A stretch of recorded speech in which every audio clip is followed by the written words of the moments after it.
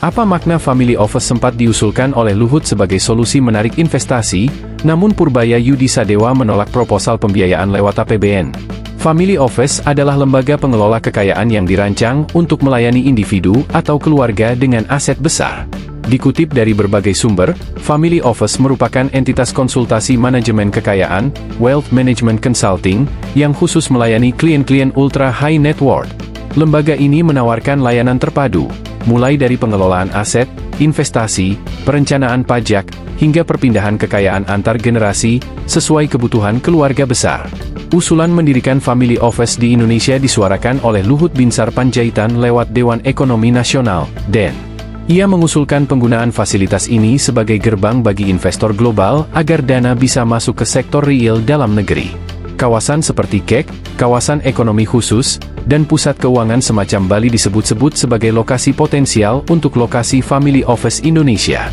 Namun, Menteri Keuangan Purbaya Yudi Sadewa tegas menolak agar pembentukan family office menggunakan dana APBN.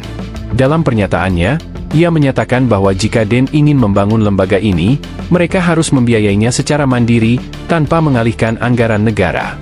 Purbaya juga menyebut bahwa ia tidak bertanggung jawab langsung terhadap konsep tersebut dan belum memahami sepenuhnya mekanisme pendanaannya.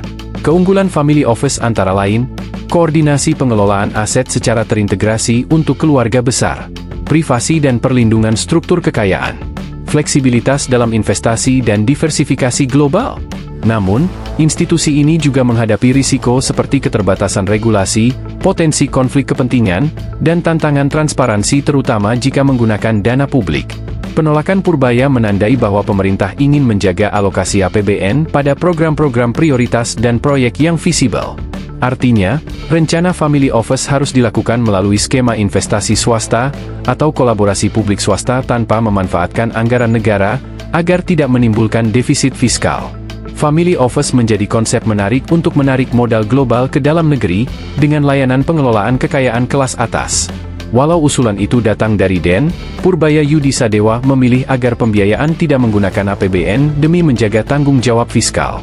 Kini publik dan investor menanti bagaimana mekanisme dan struktur legal family office di Indonesia akan dirancang tanpa membebani anggaran negara.